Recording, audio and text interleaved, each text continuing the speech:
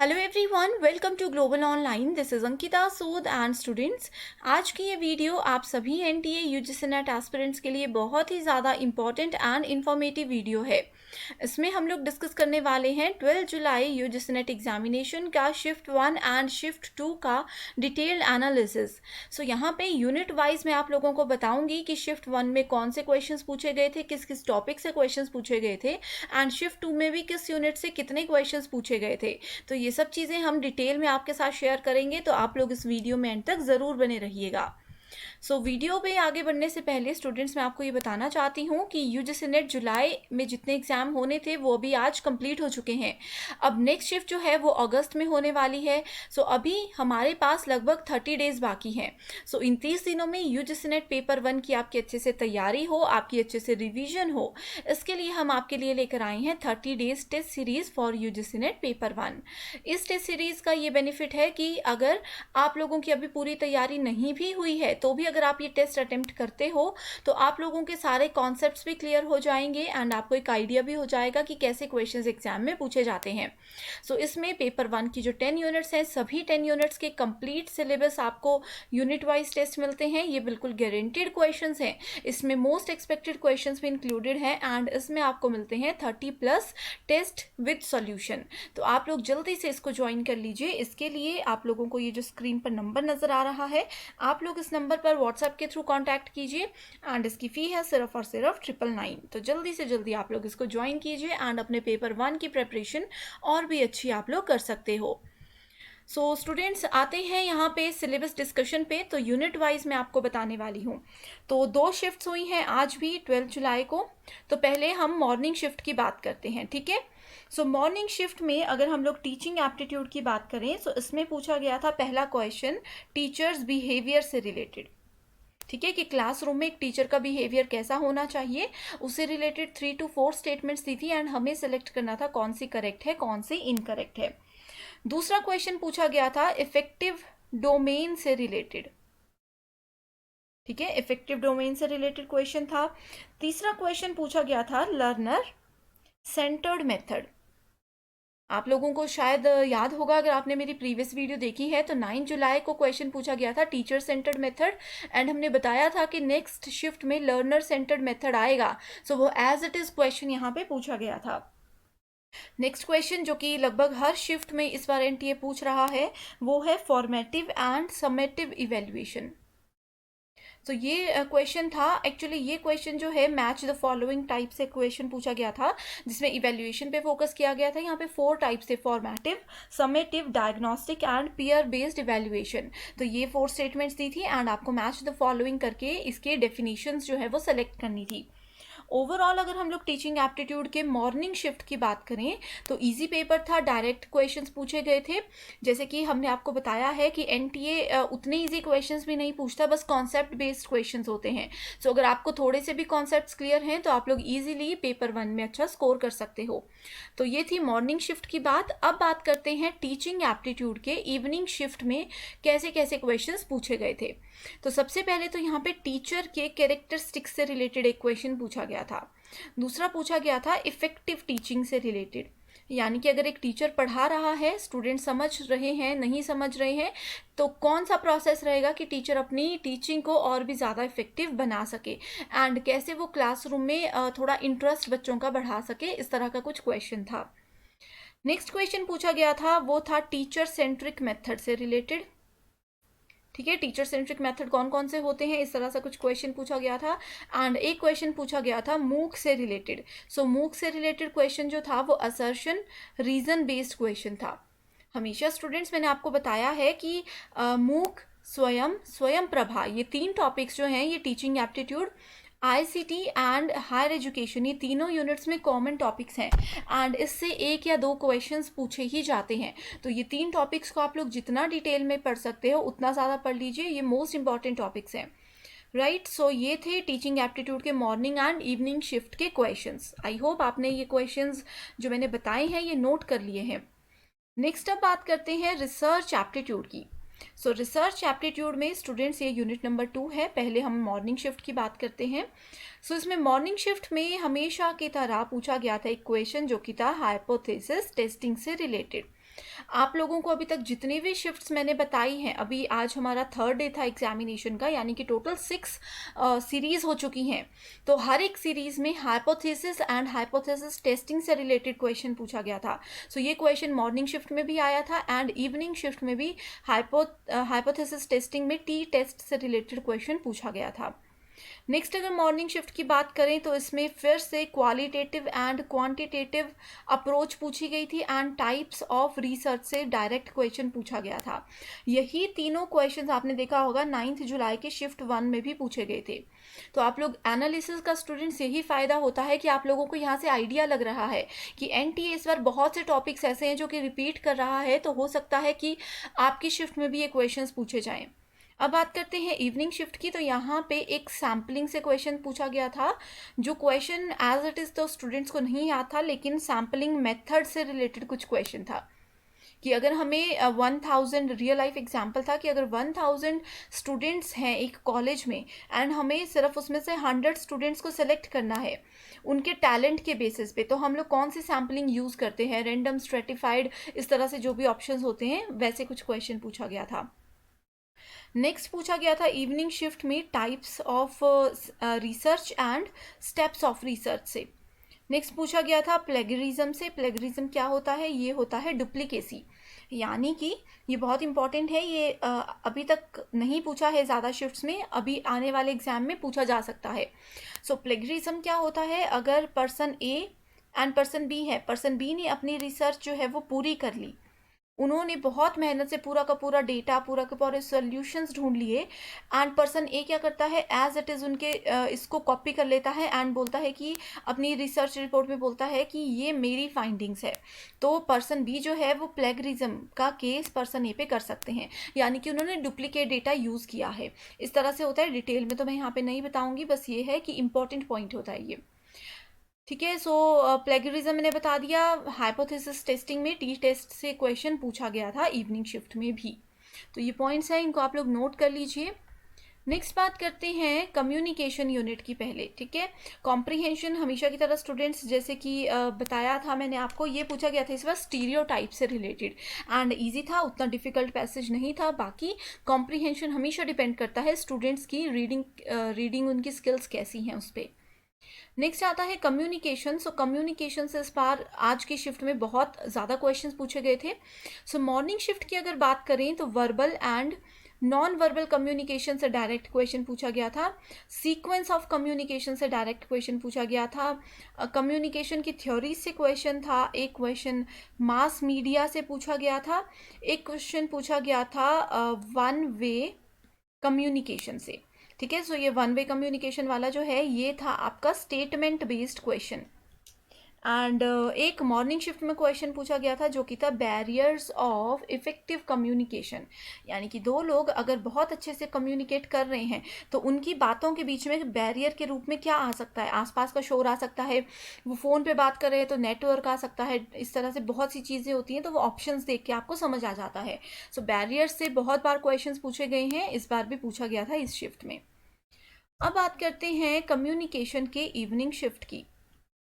ठीक है, सो evening shift में पूछा गया था एक तो क्लासरूम कम्युनिकेशन से क्वेश्चन, अगेन यहाँ पे barriers of communication question repeat हुआ था। एक पूछा गया था यहाँ पे गेट कीपर ऑफ कम्युनिकेशन, ये चीज़ हमने डिटेल में आपको बताई है, आप लोग वो वीडियो देख लीजिएगा। एंड एक क्वेश्चन था थोड़ा सा, वो था actually chances of making errors. दो लोग कम्युनिकेट करें तो क्या क्या चांसेस हो सकते हैं कि वो कम्युनिकेशन के दौरान एरर्स आ जाए उनके कम्युनिकेशन में, इस तरह का एक क्वेश्चन यहाँ पे पूछा गया था।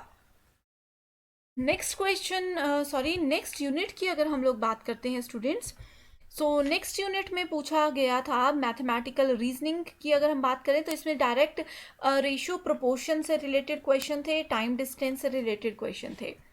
Logical reasoning all time favourite unit है ये। सो लॉजिकल रीजनिंग एंड ये जो मैथमेटिकल रीजनिंग है, यहाँ से इस बार एक क्वेश्चन पूछा गया था पाइपलाइन से रिलेटेड एंड एक क्वेश्चन पूछा गया था कोडिंग डिकोडिंग से रिलेटेड। अब नेक्स्ट आता है हमारे पास logical reasoning. So logical reasoning से इस बार सबसे ज़्यादा क्वेश्चंस पूछे जाते हैं। सो मॉर्निंग शिफ्ट में पूछा गया था अनुमना, जिसको सिंपली हम अनुमान बोलते हैं, यानी कि गेस करना बोलते हैं। सो एक इससे रिलेटेड क्वेश्चन पूछा गया था स्टेटमेंट बेस्ड, एक क्वेश्चन पूछा गया था न्याय से रिलेटेड, एक क्वेश्चन पूछा गया था मॉर्निंग शिफ्ट की बात कर रही हूँ, क्लासिकल स्क्वायर ऑफ ऑपोजिशन से, एंड एक क्वेश्चन पूछा गया था सिलोजिज्म से। राइट, ये है मॉर्निंग शिफ्ट की बात। अब बात करते हैं इवनिंग शिफ्ट लॉजिकल रीजनिंग। सो यहाँ पे ऑप्शन है कॉन्ट्ररी, कॉन्ट्राडिक्टरी, सब ऑल्टरेशन, सब कॉन्ट्रारी। इससे रिलेटेड स्टेटमेंट्स ही आपको मैच करना था। अगेन इक्वेशन था अनुमना से रिलेटेड, जो कि मॉर्निंग शिफ्ट में भी था, इवनिंग शिफ्ट में भी था। एक यहाँ पे नया क्वेश्चन था, वो था main term and middle term से रिलेटेड। सो ये क्वेश्चन अभी तक किसी भी शिफ्ट में नहीं पूछा गया था, तो हो सकता है अब यहाँ पे पूछा गया है, तो आगे आने वाली शिफ्ट्स में भी ये क्वेश्चंस पूछे जाएं। सो ये था लॉजिकल रीजनिंग। अब बात करते हैं डेटा इंटरप्रिटेशन की। सो DI से आपके रेशियो प्रोपोर्शन से मॉडरेट लेवल के क्वेश्चंस थे, ज़्यादा डिफिकल्ट नहीं थे। एंड इवनिंग में परसेंटेज बेस्ड क्वेश्चन था, बस बेसिक कैलकुलेशंस थी, थोड़ी लेंथी कैलकुलेशंस थी, बट ओवरऑल जो था वो काफ़ी ईजी पूछा गया था। अब आती है हमारी unit next, that is ICT। So computer वाली यूनिट है ये, इसमें कंप्यूटर के बेसिक क्वेश्चंस पूछे जाते हैं। सो मॉर्निंग शिफ्ट की अगर हम लोग बात करें तो इसमें cache memory, coding number series पूछा गया था। एक पूछा गया था यहाँ पे मॉडम, कि मॉडम इनपुट है या आउटपुट है। तो मैं बता दूं आपको कि मॉडम इनपुट डिवाइस भी है, मॉडम आउटपुट डिवाइस भी है। इसका फुल फॉर्म क्या होती है ये आगे पूछी जा सकती है। इसकी फुल फॉर्म होती है मॉड्यूलेटर एंड डी मॉड्यूलेटर। सो ये होता है मॉड्यूलेटर, ये होता है डीमॉड्यूलेटर, ये आगे ज़रूर पूछा जाएगा। नेक्स्ट है एक क्वेश्चन पूछा गया था रैम से रिलेटेड। ये क्वेश्चन थोड़ा डिफरेंट पूछा था, वो पूछा था कि अपने कंप्यूटर सिस्टम में हम लोग रैम को कैसे इंस्टॉल कर सकते हो। तो मल्टीपल स्टेटमेंट्स दी थी, हमें उसको अरेंज करना था। नेक्स्ट क्वेश्चन पूछा गया था वायरस से रिलेटेड, जो कि हर शिफ्ट में पूछा जा रहा है। So easy and direct question था वायरस से रिलेटेड, जो कि मैच द फॉलोइंग टाइप था। एंड ब्लूटूथ से रिलेटेड क्वेश्चन प्रीवियस शिफ्ट में पूछा गया था स्टूडेंट्स। सो आगे आने वाली शिफ्ट्स में भी हम यही एक्सपेक्ट करते हैं कि ब्लूटूथ पूछा जा सकता है। तो आप लोग ब्लूटूथ में कितनी उसकी रेंज होती है, लेटेस्ट वर्जन क्या चल रहा है, लेटेस्ट कोई नई चीज़ अगर ब्लूटूथ में ऐड की गई है, उसकी रेंज बढ़ाई गई है या कुछ और चीज़ें हैं, तो वो आप पढ़ कर जा सकते हो। अब बात करते हैं ICT में इवनिंग शिफ्ट की। सो इवनिंग शिफ्ट में मॉडम से रिलेटेड क्वेश्चन पूछा गया था, एक क्वेश्चन ऑडियो वीडियो से रिलेटेड पूछा गया था। ये रियल लाइफ क्वेश्चन था। इसमें यह था कि person A and person B आपस में ऑडियो वीडियो कॉन्फ्रेंसिंग पे बात कर रहे हैं। अगर उनका नेटवर्क चला जाता है, मान लीजिए इनको वीडियो नज़र नहीं आ रही, ऑडियो नज़र नहीं आ रही, तो आप क्या करोगे। तो ये बिल्कुल रियल लाइफ पे था कि आप क्या करोगे, अपने पॉइंट ऑफ व्यू आपको इसमें बताने थे। नेक्स्ट था HTTPL। ये इसकी फुल फॉर्म पूछी गई थी, मैंने आपको बताया है फुल फॉर्म्स हमेशा पूछी जाती है, राइट। सो HTTPS पिछली बार पूछा गया था, HTTPL इस बार पूछा गया है। सो HTTPS की फुल फॉर्म मैंने आपको बताई थी, ये आपके लिए रहा अब होमवर्क, ठीक है। सो HTTPL की फुल फॉर्म क्या होती है, कमेंट करके बताइए। आती है तो भी बताइए, नहीं आती है तो भी आप गूगल पे सर्च कीजिए एंड देन मुझे बताइए, राइट। सो ये होता है ये थे ICT के इंपॉर्टेंट क्वेश्चंस, जो कि इस बार इवनिंग एंड मॉर्निंग शिफ्ट्स में पूछे गए हैं। अब बात करते हैं पीपल डेवलपमेंट एंड एनवायरनमेंट, यानी कि यूनिट नंबर 9 की। सो यूनिट नंबर 9 में सस्टेनेबल डेवलपमेंट गोल्स हर बार क्वेश्चन पूछा जाता है। तो इस बार क्वेश्चन पूछा गया था कि इसका 1, 2, 3 एंड 4 नंबर, ये गोल्स क्या क्या है। तो इस तरह से कुछ क्वेश्चन था, आपको मैच द फॉलोइंग टाइप्स में इसको ये पूछा गया था, ठीक है। नेक्स्ट क्वेश्चन पूछा गया था आपका air pollution and air pollutant से रिलेटेड। नेक्स्ट पूछा गया था सोलर एनर्जी से रिलेटेड। नेक्स्ट पूछा गया था ग्रीन हाइड्रोजन से रिलेटेड। नेक्स्ट क्वेश्चन यहाँ पे जो एक्सपेक्टेड है, अब जैसे ग्रीन हाइड्रोजन 2 बार पूछ लिया, मिथेन नेक्स्ट बार पूछा जा सकता है। सो मिथेन के क्या सोर्सेज है, लेटेस्ट मिथेन से रिलेटेड कोई है अगर चल रहा इशू तो वो आप पढ़ सकते हो। एंड क्योटो प्रोटोकॉल भी पूछा गया था। तो ये थे मॉर्निंग शिफ्ट के क्वेश्चंस। अब बात करते हैं इवनिंग शिफ्ट की। सो इवनिंग में एक तो WHO के बारे में पूछा गया था, एक पूछा गया था इसका पेरिस एग्रीमेंट, जैसे कि क्योटो प्रोटोकॉल, पेरिस एग्रीमेंट्स, ये इंपॉर्टेंट टॉपिक्स होते हैं। नेक्स्ट पूछा गया था कि कौन सा पॉल्यूटेंट ऐसा है जो कि कैंसर का कारण बन सकता है, ठीक है। एयर में कौन सा पॉल्यूटेंट होता है ये पूछा जा सकता है। नेक्स्ट में पूछा जा सकता है किसी और बीमारी को लेकर के। तो इसमें आप प्रीवियस ईयर क्वेश्चंस कर लीजिए, वो आपके लिए काफ़ी रहेंगे। नेक्स्ट है नॉइस लेवल, नॉइस लेवल है एंड सोलर एनर्जी है। तो स्टूडेंट सोलर एनर्जी से हर शिफ्ट में क्वेश्चन आ रहा है, वेरी वेरी इंपॉर्टेंट, इसको मैं नोट करवा रही हूँ। इस पे सेपरेट वीडियोस आपको मिल जाएंगी हमारे चैनल पे, आप लोग उसको ज़रूर फॉलो कीजिएगा। अब आती है last unit, that is higher education system. So higher education system से एक क्वेश्चन जो कि आई नो आप लोगों के माइंड में पहले ही आ चुका होगा, वो क्या है? वो क्वेश्चन है हमारा स्वयं। लास्ट शिफ्ट्स में भी पूछा गया है, इसके पिलर्स क्या होते हैं, इसके क्वाड्रेंट्स क्या होते हैं। तो वैसे ही क्वेश्चन यहाँ पे पूछा गया था, एक पूछा गया था ई पाठशाला से रिलेटेड बेसिक क्वेश्चन था, ऑल टाइम फेवरेट NEP 2020, हर एक शिफ्ट में इसका क्वेश्चन आया है।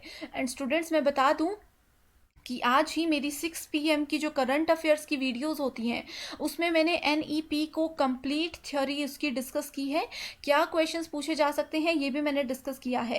एंड कल शाम को NEP 2020 का पार्ट B मैं आप लोगों के लिए लेकर आने वाली हूँ, जिसमें UGC नेट के सारे MCQs, जिसमें कि previous year questions and expected जो NEP से क्वेश्चंस हो सकते हैं वो सब मैं आपके साथ शेयर करने वाली हूँ। तो ज़रूर ये 2 वीडियोज़ को आप लोग ज़रूर देखिएगा। नेक्स्ट है ABC। ABC क्या है? ABC भी NEP से ही रिलेटेड है, ये मैंने आज ही अपने 6 PM वाली वीडियो में आपको बताया, आपको आई नो इसका आंसर आता होगा। सो इसका क्या फुल फॉर्म होती है, क्या ABC का मतलब होता है, यूज़ होता है NEP में, उसको आप मुझे कमेंट करके बताइए। अगर नहीं आता है तो डिस्क्रिप्शन बॉक्स में करंट अफेयर्स NEP नाम से एक वीडियो आपको मिल जाएगी, उसको ज़रूर देखिएगा। नेक्स्ट क्वेश्चन मॉर्निंग शिफ्ट की ही बात करें तो तक्षशिला से पूछा गया था कि तक्षशिला में सबसे पहले पढ़ने कौन आया था, इस तरह का क्वेश्चन था। नेक्स्ट था education system, match the following में था एजुकेशन सिस्टम एंड ये था फाउंडर। तो 4 एजुकेशन सिस्टम्स के नाम थे, यहाँ पे 4 फाउंडर्स थे, आपको मैच द फॉलोइंग टाइप इसको सॉल्व करना था। सो स्टूडेंट्स मैं आपको बता दूं कि इस तरह के क्वेश्चंस बहुत बार पूछे जाते हैं। आपको बड़े बड़े जो इंस्टीट्यूशंस हैं, यूनिवर्सिटीज़ थी और हैं, तक्षशिला, नालंदा, इनके फाउंडर्स कब बनी, ठीक है, ये सब पता होना चाहिए। नेक्स्ट क्वेश्चन पूछा गया था इंटीग्रेटेड एजुकेशन से रिलेटेड। अब बात करते हैं हायर एजुकेशन की इवनिंग शिफ्ट की, ठीक है, इवनिंग शिफ्ट की बात करते हैं तो इसमें नालंदा से क्वेश्चन पूछा गया था, राइट। अगर मॉर्निंग में क्या था, मॉर्निंग में पूछा गया था आपसे तक्षशिला से, इवनिंग में था नालंदा से। नेक्स्ट है स्वयं, ठीक है, एक था नेप्टिल, इन्फ्लिबनेट, ये चारों का मिला के, सॉरी ये 3 एजेंसीज हैं, इन तीनों का मिला करके एक क्वेश्चन था कंबाइंड, ठीक है। एक था आपका skill development agency, skill development agency से मैंने स्टूडेंट्स आपको करंट अफेयर पढ़ाया है एंड मैंने बोला था ये इंपॉर्टेंट है, तो एज इट इज़ क्वेश्चन जो मैंने आपको पढ़ाया है वही एग्जाम में पूछा गया था, करंट अफेयर का ही। एक पूछा गया है ऑनलाइन लर्निंग के हायर एजुकेशन में क्या बेनिफिट्स हो सकते हैं। एक अगेन NEP 2020 का क्वेश्चन यहाँ पे था, अभी तक हर शिफ्ट में NEP स्वयं प्रभा मूक से क्वेश्चन आए ही आए हैं, तो NEP 2020 का एक क्वेश्चन यहाँ पे था। एंड एक क्वेश्चन पूछा गया था कि जो हमारी कोठारी कमीशन है उसके चेयरमैन कौन है, ये क्वेश्चन पूछा गया था। तो कोठारी कमीशन के चेयरमैन नालंदा के कौन है इस समय पे, इस तरह के क्वेश्चंस बहुत बार पूछे जाते हैं, तो इन पे आप लोगों ने फोकस करना है। तो ये थी स्टूडेंट्स आज की 10 units evening and morning shifts. I hope आपने नोट कर लिया है सब कुछ, इसी बेसिस पे अगर पढ़ोगे ना